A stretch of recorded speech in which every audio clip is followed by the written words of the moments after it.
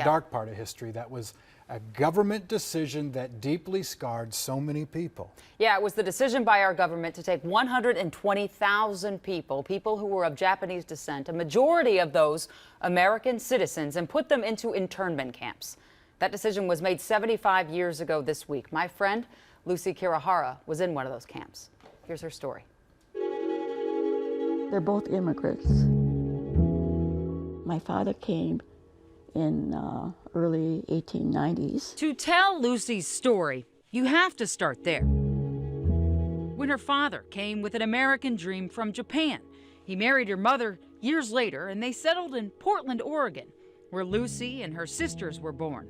Life was just work and family until December of 1941. But after Pearl Harbor, my goodness, all the hatred and violence. My sister was pushed down the stairs, at school, and we couldn't go into certain places, and they put a curfew.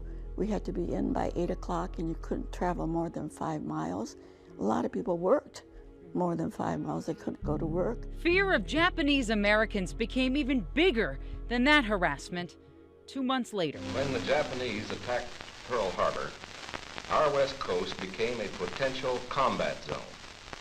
Living in that zone were more than 100,000 persons of Japanese ancestry, 2/3 of them American citizens, 1/3 aliens.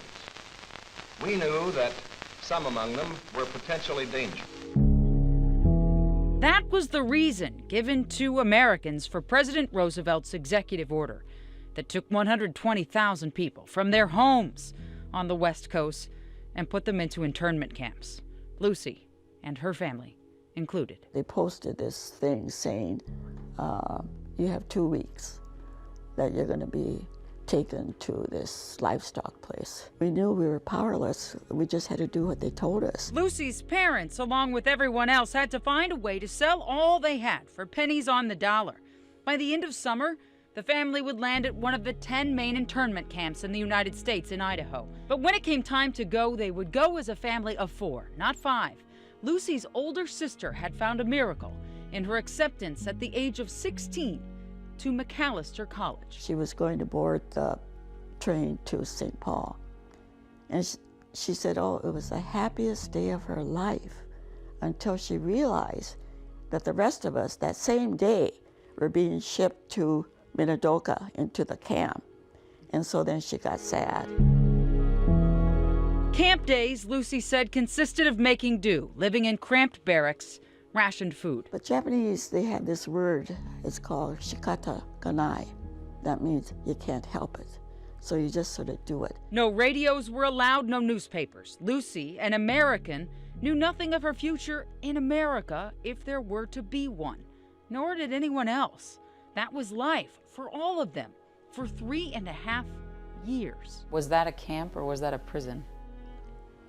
It was a prison. You couldn't get out. You're confined there. There isn't much debate about that. Those camps are a stain on America's history. More than 40 years later, in 1988, President Ronald Reagan said so himself. We gather here today to right a grave wrong. This action was taken without trial, without jury. It was based solely on race. For these 120,000 were Americans of Japanese descent. We must recognize that the internment of Japanese Americans was just that, a mistake. One other thing that President Reagan did on that day, he signed an order that gave the surviving internees $20,000. He also apologized on behalf of the United States of America. Lucy was one of the people that got that restitution. But you got to remember, in 1988, a lot of the people that were in those camps had already died. You got to think of the other people that were involved in the war, too. Yep. I mean, they didn't do that to the people with German descent or Italian Italians, descent. right. I mean, can you imagine? I mean, that's what I mean. Try to imagine that. Well, I think that's why President Reagan said it was about race. Oh, wow. Great story.